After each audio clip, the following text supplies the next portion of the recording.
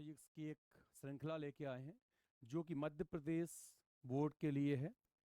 और इस श्रृंखला में हम फिजिक्स के अध्यायवार जो चैप्टर वाइज हम कंप्लीट करने वाले हैं फिजिक्स को। आज फिजिक्स का पहले चैप्टर का पहला जो टॉपिक है हमारा, उस पर हम डिस्कशन करने वाले हैं विद्युत एवं आवेश। और इस विद्युत एवं आवेश में हम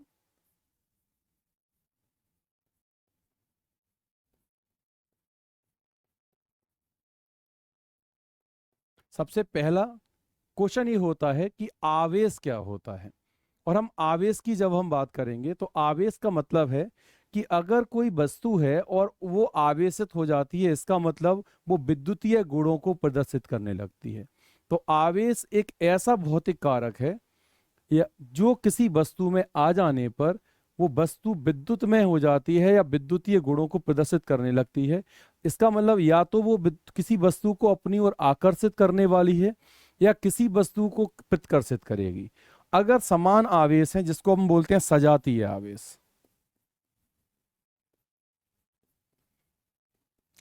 सजातीय आवेश का मतलब होता है समान आवेश है, या तो ये प्लस प्लस होंगे या ये माइनस माइनस होंगे। तो सजातीय आवेश हमेशा एक दूसरे को प्रतिकर्षित करेंगे।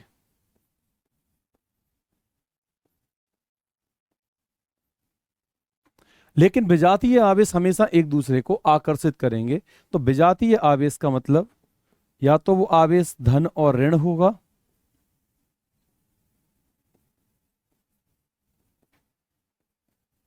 या ऋण धन होगा। ये दोनों एक दूसरे को अपनी ओर आकर्षित करेंगे।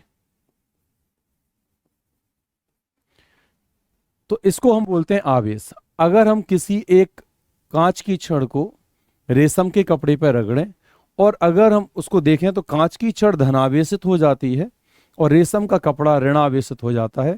इसका मतलब कुछ आवेश जो कांच की छड़ से कहाँ चला जाएगा, रेशम के कपड़े में चला जाएगा। तो रेशम के कपड़े में चला जाएगा तो इसका मतलब रेशम के कपड़े में इलेक्ट्रॉन की अधिकता और कांच के में जो छड़ लिए हमने उसमें इलेक्ट्रॉन की कमी आएगी। तो इलेक्ट्रॉन की कमी आने से कांच की छड़ में धनावेश और रेशम के कपड़े में ऋणावेश आ जाएगा। तो इसको हम बोलते हैं आवेश। अब बात आती है कि आवेश कैसे आ गया। अगर हम किसी को रगड़ रहे हैं, अगर घर्षण कर रहे हैं, तो उस घर्षण के कारण आवेश कैसे आया, तो उसको बोलते हैं हम घर्षण विद्युत। जब हम किसी वस्तु को रगड़ते हैं तो उसमें ऊष्मा पैदा होती है और ऊष्मा के कारण ऊर्जा इलेक्ट्रॉन ऊर्जित होते हैं और अपनी कक्षा को छोड़कर बाहर निकलते हैं। तो इससे हम बोलते हैं घर्षण विद्युत। इसके बहुत सारे उदाहरण हमें दैनिक जीवन में भी देखने को मिलते हैं। जैसे आपने देखा होगा कई बार जो बहुत सारे विस्फोटक पदार्थ लेके जाती हैं, गैस पेट्रोल जो गाड़ियां लेके जाती हैं, उनके पीछे आपने देखा होगा धातु की चेन लटकी रहती हैं या फिर आवेशित कुछ किसी पदार्थ को लटका देते हैं जिससे वो आवेश जो घर्षण के कारण पैदा हो रहा है वो जमीन में चला जाए। अब दूसरी चीज है कि आवेश के गुण क्या हैं। तो आवेश का गुण का मतलब होता है कि वो आवेश कोई अगर है किसी वस्तु पर तो कौन कौन से गुण प्रदर्शित करेगा। तो पहला होता है आवेश का क्वांटमीकरण।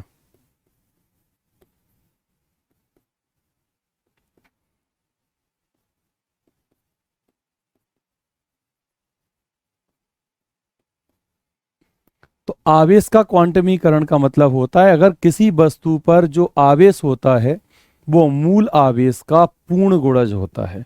तो इसका मतलब यदि किसी वस्तु पर हमारा Q आवेश है तो वो उसका पूर्ण गुणज का मतलब होता है मूल आवेश का पूर्ण गुणज। तो मूल आवेश मतलब क्या, जैसे अगर आप देखते हो एक मानव शरीर है तो मानव शरीर की सबसे भौतिक कार्यात्मक और संरचनात्मक इकाई क्या है, एक कोशिका। तो उससे छोटी कोई भी ऐसी संरचना नहीं है मानव शरीर में कि हम उसको देख पाए। मतलब सबसे मूलभूत संरचना है वो। जैसे अगर एक मकान होता है तो उस एक मकान की सबसे मूलभूत संरचना क्या, एक ईंट। ऐसे ही किसी पदार्थ पर कोई आवेश है तो उस आवेश की सबसे छोटी माप क्या, एक इलेक्ट्रॉन। तो मूल आवेश मतलब एक इलेक्ट्रॉन की सबसे छोटी फंडामेंटल यूनिट है हमारा एक इलेक्ट्रॉन। किसी पदार्थ पर अगर हम पूछें संभव आवेश कितना हो सकता है तो एक इलेक्ट्रॉन के आवेश के बराबर। तो उसी बात को हम बोल रहे हैं कि किसी पदार्थ पर जो आवेश होता है ये हमारा इलेक्ट्रॉन का आवेश है, जिसका मान है 1.6 गुणा 10 की घात -19 कूलम। और ये जो n दिख रहा है आपको, ये n है हमारी पूर्णांक संख्या।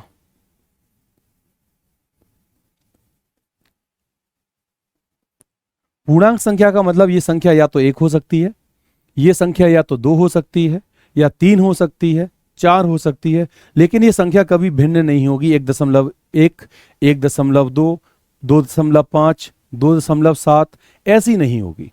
तो इसका मतलब किसी भी पदार्थ पर जो मूल आवेश है वो क्या होगा, पूर्ण गुणज होगा, कुल आवेश। तो ये बात कर रहे हैं हम Q बराबर NE। तो इसका मतलब किसी पदार्थ पर उपस्थित हमारा कुल आवेश मूल आवेश का पूर्ण गुणज होता है। जैसे अगर हम देखते हैं, कोई अगर हमसे पूछे कि 1 कूलम आवेश में कितने इलेक्ट्रॉन होंगे, तो 1 कूलम जो हमारा चार्ज है ये, तो उसमें पूछा है भाई इलेक्ट्रॉन की संख्या बताइए क्या होती है। तो अगर ये पूछा जाए तो हम निकाल सकते हैं Q बराबर NE, Q equals to NE। अब n हमें नहीं पता है तो हम n निकालने वाले हैं, तो n इक्वल्स टू हो जाएगा हमारा Q अपॉन E।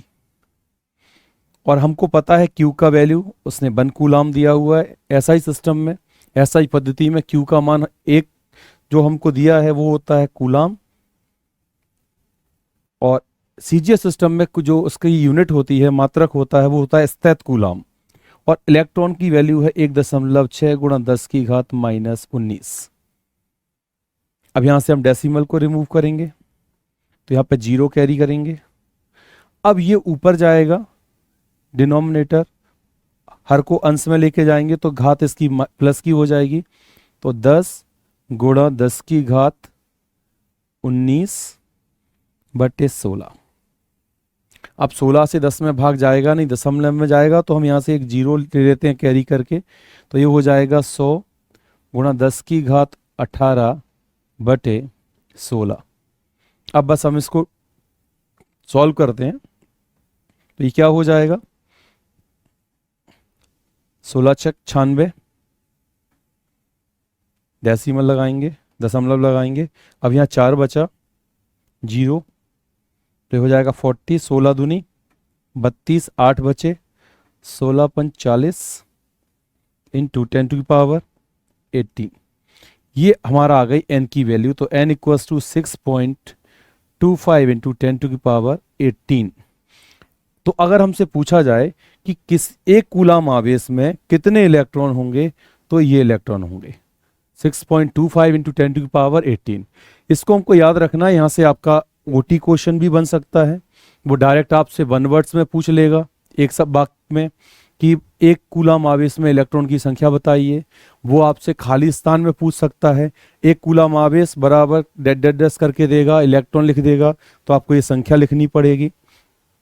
वो सत्य असत्य में पूछ सकता है कि 1 कूलाम आवेश में इलेक्ट्रॉन की संख्या इतनी होती है, सत्य या असत्य, तो आपको बताना है कि 1 कूलाम आवेश में इतने इलेक्ट्रॉन होते हैं। तो ओटी के लिए भी इंपॉर्टेंट है ये, और वैसे भी पूछा जा सकता है कि आवेश के क्वांटमीकरण से आप क्या समझते हैं। तो आप बता सकते हैं कि किसी पदार्थ पर जो मूल आवेश होता है उसका पूर्ण गुणज होता है हमारा कुल आवेश। तो इसको हम आवेश का क्वांटमीकरण कहते हैं। दूसरा इसका गुण आता है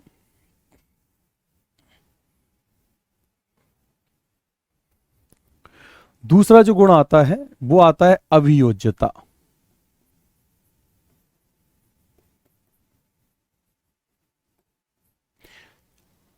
अभियोज्यता का जो मतलब होता है, एडिटिविटी बोलते हैं इंग्लिश में हम इसको। और एडिटिविटी का मतलब होता है जैसे अगर कोई हमारे पास ये बॉडी है, निकाय है, तो इस निकाय में अगर हम बात करें तो इस निकाय पर कुल आवेश की जब हम बात करेंगे तो इसमें जो चार्ज है हमारे पास आवेश है, जैसे Q1, Q2, Q3, Q4, Q5, ऐसे बहुत सारा हो सकता है, Q6, Q7, Q8, Qn।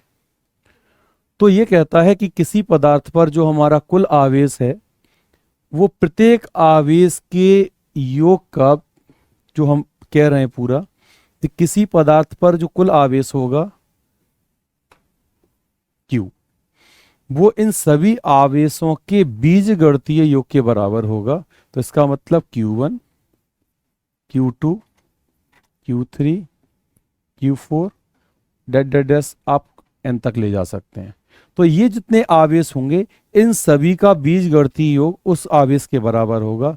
जैसे अगर हम कहें इस पूरे निकाय में बात करें कि अगर Q1 की वैल्यू हमको दी हुई है 4 कूलाम, Q2 की वैल्यू दी हुई है हमको 6 कूलम, Q3 की वैल्यू दी हुई है हमको 5 कूलम और Q4 की वैल्यू हमको दी हुई है 3 कूलम। तो अगर टोटल चार्ज कितना है इस निकाय पर, इस वस्तु पर या बॉडी पर, तो हम लिखेंगे Q बराबर, Q1 की वैल्यू है 4, Q2 की वैल्यू 6, Q3 की 5 एंड Q4 3। तो 4 6 10 5 15 और 3 18 कूलम। तो टोटल अगर आपसे पूछा जाए कि इस निकाय पर कुल कितना आवेश है, तो हम बोलेंगे 18 कूलम आवेश है इस निकाय के ऊपर। इसको हम बोलते हैं आवेश की अभियोज्यता का सिद्धांत। ठीक, अब इसके बाद जो नेक्स्ट हमारा टॉपिक है उस पर हम बात करेंगे कूलाम का नियम। और ये सबसे महत्वपूर्ण क्वेश्चन है इस बार एग्जाम पॉइंट ऑफ व्यू से, और ये पूछा भी जाता है। कई बार ये कहा जाता है कि भाई कूलाम का जो नियम है हमारा, वो 2 या 3 तरीके से क्वेश्चन बन सकता है। पहले पूछेगा कूलाम के व्युत्क्रमवर्ग का नियम क्या है। ये सेशन हम जो पढ़ रहे हैं ये हिंदी मीडियम के लिए टारगेटेड है। इसके लिए बाद हम एक और बाइलैंग्वेज या इंग्लिश मीडियम के लिए सेशन बनाएंगे। दूसरा, इसमें हम जो दूसरा क्वेश्चन बना सकते हैं वो हमसे पूछा जाएगा कि कूलाम का नियम को ऐसा ही पद्धति में व्यक्त कीजिए, या कूलाम का नियम ऐसा ही पद्धति में लिखिए, तो वो क्वेश्चन बन सकता है।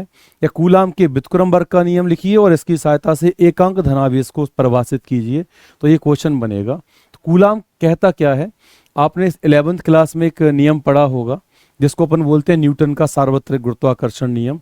और सार्वत्रिक गुरुत्वाकर्षण नियम हमसे कहता था कि F एक directly proportional to m1 m2 upon r square. मतलब ब्रह्मांड के किन्हीं भी 2 पिंड के बीच कार्य करने वाला आकर्षण बल, क्योंकि हमेशा ब्रह्मांड की कोई भी 2 बॉडी, जिसको अपन सेलेस्टियल बॉडी बोलते हैं या कोई भी अपन बोल सकते हैं बॉडीज जो हैं, ऐसे like moon and earth, like Saturn जिसको शनि बृहस्पति के बीच में जो हमारा बल लग रहा है, तो कोई भी 2 पिंडों के बीच जो बल लगेगा उसको हमेशा वो आकर्षण बल होता है। तो ब्रह्मांड की किन्हीं भी 2 पिंडों के बीच कार्य करने वाला आकर्षण बल उनके द्रव्यमानों के गुणनफल के समानुपाती और उनकी बीच की दूरी के वर्ग के व्युत्क्रमानुपाती होता है। जैसे अगर हमारा एक पिंड ये है जिसको हम m1 कहें, दूसरा पिंड हमारा ये है जिसको हम m2 कहेंगे, और इन दोनों के जो बीच का डिस्टेंस है वो r है, तो इसका मतलब दोनों पिंडों के द्रव्यमानों के गुणनफल के समानुपाती और बीच की दूरी के वर्ग के व्युत्क्रमानुपाती है।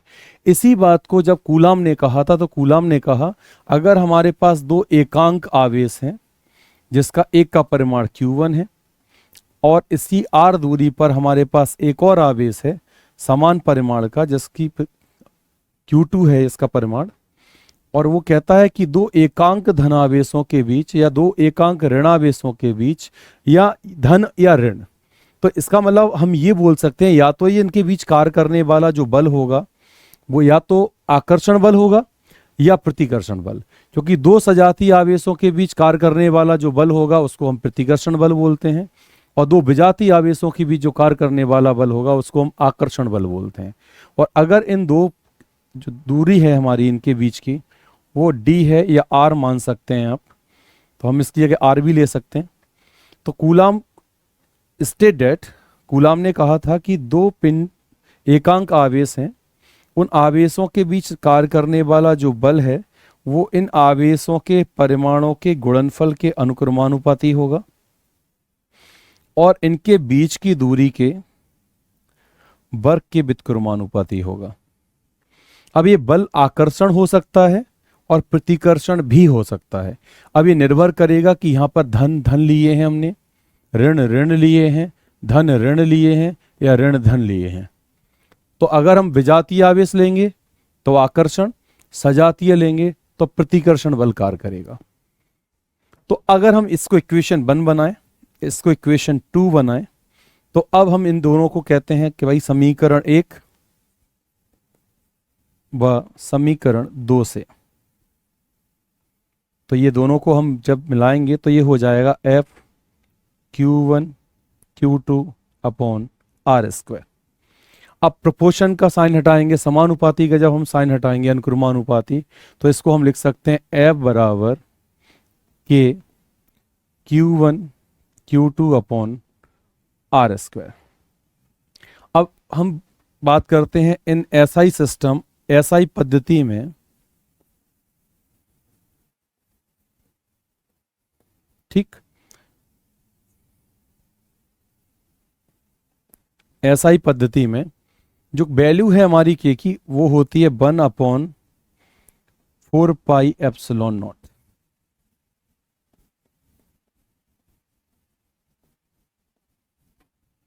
तो अब हम इस इक्वेशन को थर्ड मान लें और अब इस इक्वेशन को हम नए तरीके से लिख सकते हैं। एफ बराबर 1/4 pi epsilon naught Q1 Q2 upon r square. तो ये हमारा कूलाम का लॉ है जिसको आपसे बोला जाएगा एसआई सिस्टम में लिखो। अब हम इसको आगे कंटिन्यू करते हैं। अब इसको लिख सकते हैं कि हमारा 1/4 पाई एप्सिलॉन नॉट की वैल्यू हो जाएगी 1/4 × 3.14 और एप्सिलॉन नॉट है यहाँ पर हवा या निर्वात की विद्युतशीलता। तो इसको हम लिख लेते हैं एप्सिलॉन नॉट इक्वल्स टू हवा या निर्वात की विद्युतशीलता। ठीक। तो इसका जो वैल्यू है हमारी वो होती है 8.854 इंटू 10⁻⁻12। और जब हम इसको सॉल्व करेंगे तो इसकी वैल्यू आएगी 9 इंटू 10⁻9। तो हम कूलाम के नियम को लिख सकते हैं F equals to 9 into 10⁻9 into Q1 Q2 upon r square.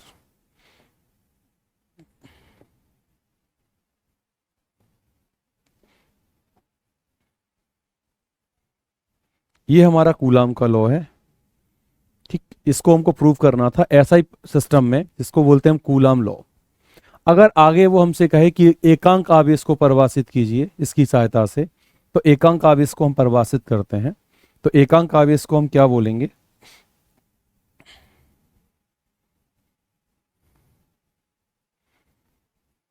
इसको बोलते हैं यूनिट चार्ज। एकांक आवेश, एकांक आवेश का मतलब जब होता है समान परिमाण के दो आवेश जो एक जैसे हैं, सजातीय हैं। तो इसका मतलब हम बोल सकते हैं Q1 बराबर हमारा Q2 हो, तो इसको हम Q कह सकते हैं। और ये दोनों आवेश एक दूसरे से 1 मीटर की दूरी पर हो तो R बराबर हम बोल सकते हैं 1 मीटर। और अगर ये दोनों एक दूसरे को इतने बल से आकर्षित करें 9 इंटू 10⁻9 न्यूटन, इसका मतलब कूलाम क्या कह रहा है? F equals to 9 into 10⁻9 Q1 Q2 upon r square. लेकिन कूलाम के अकॉर्डिंग क्या है भाई? ये कहा उसने Q1 Q2 upon r square, लेकिन अब ये कहा गया है Q1 बराबर Q2 है, जिसको हम Q कह रहे हैं क्योंकि आवेश एक समान है, समान परिमाण के हैं, 1 मीटर की दूरी पर हैं और इतने बल से एक दूसरे को आकर्षित कर रहे हैं। तो इसका मतलब बल का मान है 9 × 10⁹9। 9 × 10⁹9 ये हमारे सूत्र में था कूलाम के में, जब हमने इसको सिद्ध किया था। ये बल है जिससे वो आकर्षित कर रहे हैं। और Q1 और Q2 दोनों एक ही जैसे ही हैं, तो Q1 इंटू Q1 बोलेंगे अपन इसको, या QQ भी बोल सकते हैं। और 1 मीटर की दूरी पर है तो 1 का स्क्वायर लिखेंगे। तो ये पूरा कैंसिल हो जाएगा। पेन चेंज करते हैं,